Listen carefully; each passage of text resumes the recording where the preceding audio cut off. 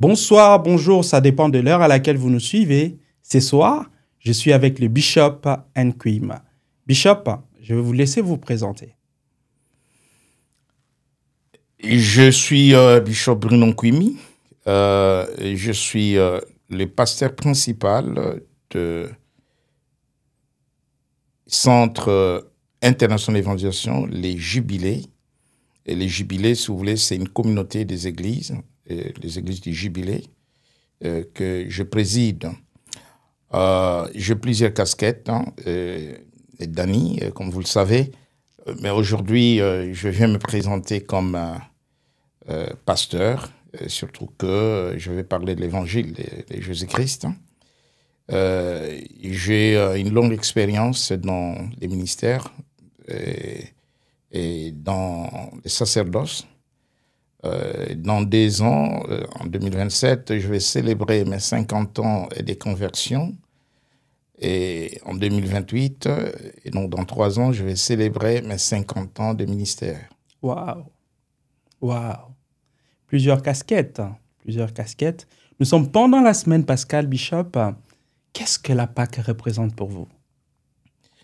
Je vais parler de la Pâque chrétienne pour bien recadrer votre question, parce que nous savons qu'il y a la Pâque juive dont nous parlons dans l'Ancien Testament, dans le livre d'Exode, au chapitre 12, qui est l'illustration de la sortie des Hébreux en Égypte. Mais la Pâque chrétienne, qui a l'image de cette sortie, représente le salut de l'humanité par les sacrifices, la mort de notre Seigneur Jésus-Christ à la croix. Vous parlez de la croix. Qu'est-ce que la croix représente pour vous? Bien, la croix représente beaucoup de choses pour moi, pour l'humanité, pour l'homme, pour l'Église. La croix est la base, mais aussi la source de tous les besoins de l'homme et tous les besoins de l'humanité. La croix est la source même du surnaturel de Dieu. La croix est la source de la vie. La croix est la source de la délivrance. La croix est la source de la guérison. La croix est la source de la richesse. La croix est la source du mariage. La croix est la source de la restauration. La croix est la source de tout ce que l'homme peut, n'est-ce pas, rechercher pour son bien-être. Merci beaucoup, Bishop. Pour cette semaine pascale, vous avez choisi les thèmes « La dimension prophétique de la croix ». Pourquoi la dimension prophétique de la croix? Pourquoi la dimension prophétique de la croix? Parce que il faut aller chercher très loin dans la pensée de Dieu, l'idée même qu'il envoie son Fils unique, qu'il aime beaucoup. La Bible dit dans l'Évangile de Jean, au chapitre 3, verset 16, Dieu a tant aimé le monde qu'il a envoyé son Fils unique afin que quiconque croit en lui ne périsse point, mais qu'il ait la vie éternelle.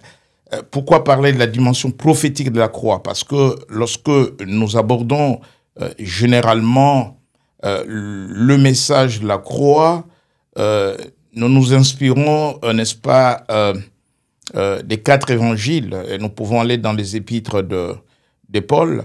Et je vous lis par cette thématique ramener l'Église à la Genèse, au commencement, et ramener l'Église dans la pensée originelle de Dieu en ce qui concerne la croix, c'est-à-dire dans l'Ancien Testament. D'accord. Vous avez parlé des épîtres de Paul. Quel est le fondement biblique de cette dimension prophétique de la croix? Alors, le fondement biblique est d'abord prophétique, parce que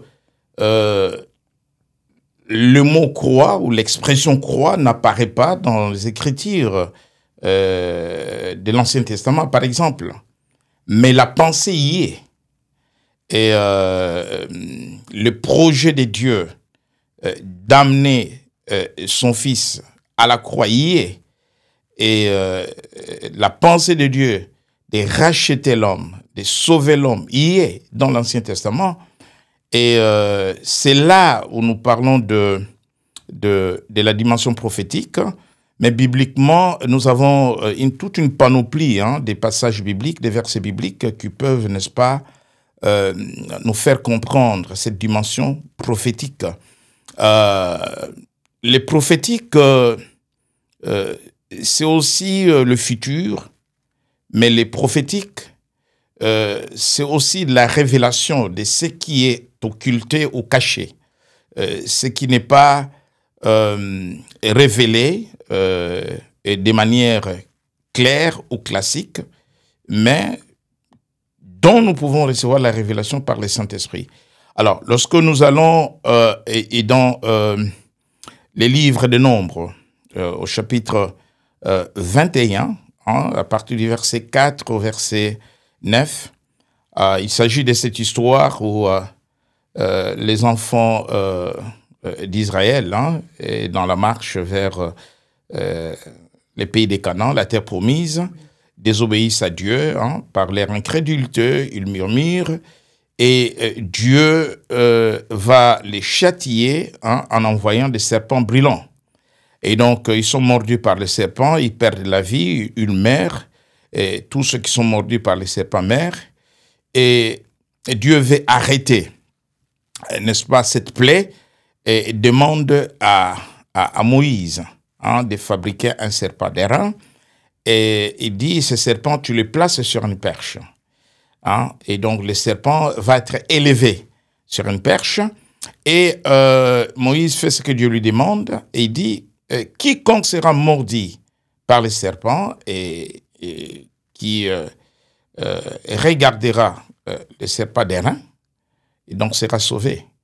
Et c'est ce qui est arrivé, c'est que ceux qui étaient mordus par le serpent et qui regardaient le serpent d'airain étaient sauvés. Et c'est le fondement même biblique de la dimension prophétique de la croix. Et quand Jésus parle avec Nicodème, docteur pharisien, docteur en théologie, un homme très intelligent qui va voir Jésus la nuit pour lui poser des questions sur le royaume de Dieu, et Jésus revient, n'est-ce pas, sur cette histoire du serpent errant pour annoncer sa mort et la manière dont il devra mourir. Donc, il annonce la croix déjà. Donc, la perche, le bois. Dans l'Ancien Testament, il y a beaucoup de passages, et dans beaucoup de civilisations, on parle de pendaison sur le bois. Et donc, Jésus rappelle à Nicodème cette histoire de Moïse pour annoncer la croix. Donc, les textes de Nombres, chapitre 21, du verset 4 à 9, peuvent servir de base ou de fondement de la dimension prophétique de la croix. Merci beaucoup, Bishop. Dans le plan divin que Dieu a révélé au prophète, quel rôle joue la croix?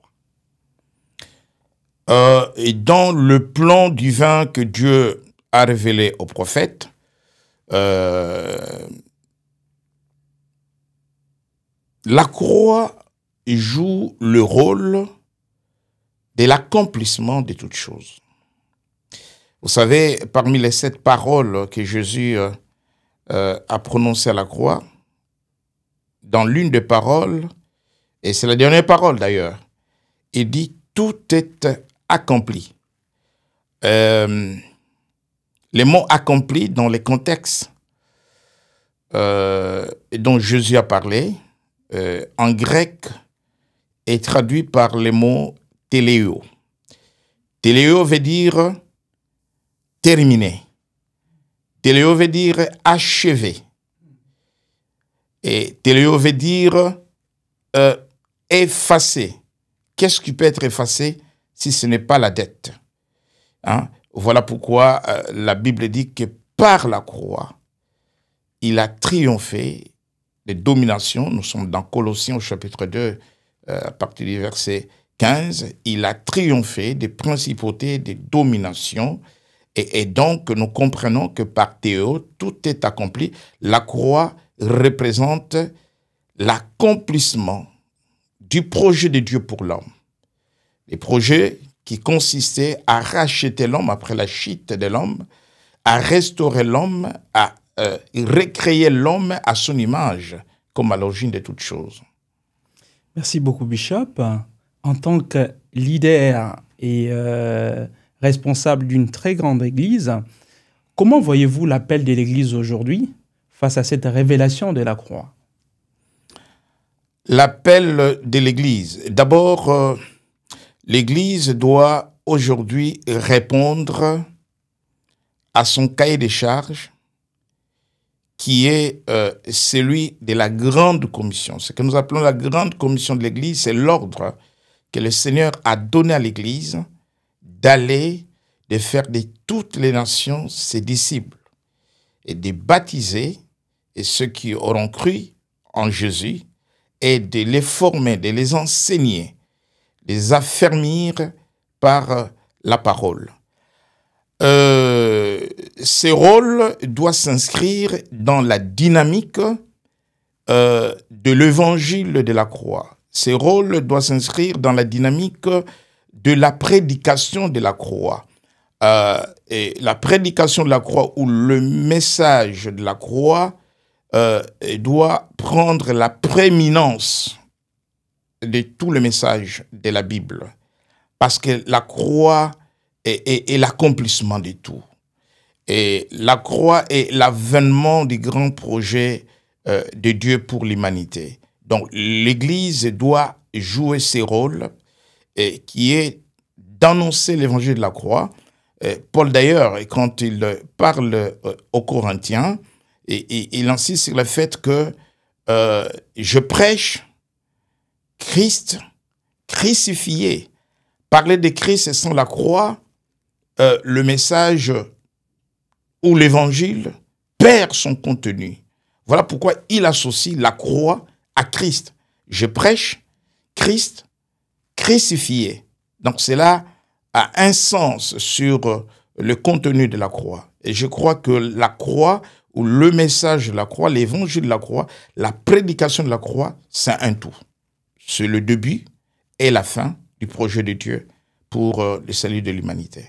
Parlant de message de la croix, quel message la croix transmet aux croyants d'aujourd'hui? La croix transmet beaucoup de messages aux croyants aujourd'hui, mais qui peuvent se résumer en 2 ou 3 messages. Les sacrifices de Christ, les rachats de l'humanité, ou l'alliance de la rédemption. Et à travers tous ces messages, nous avons la guérison. Ésaïe 53, versets 4 et 5, par ce maître sûr, nous sommes guéris. Et par ces messages de la croix, nous avons la délivrance. L'homme est délivré de l'esclavagisme. Et l'homme est sauvé par la croix. Et par le message de la croix, nous n'avons pas que la guérison et la délivrance, mais par le message de la croix, nous avons même la richesse. Parce que la Bible dit que c'est à la croix où Jésus s'est appauvri, n'est-ce pas, pour que nous soyons enrichis. Voyez-vous? Et donc, par le message de la croix, l'homme retrouve la source de tous ses besoins, besoins émotionnels, besoins sentimentaux, besoins matériels, besoins financiers. Donc, tous les besoins de l'homme, la restauration même de l'homme se retrouve dans le message de la croix. Parlant de message de la croix, la génération actuelle souffre, la génération actuelle est troublée. Quel message vous pouvez transmettre à cette génération qui semble fuir la croix?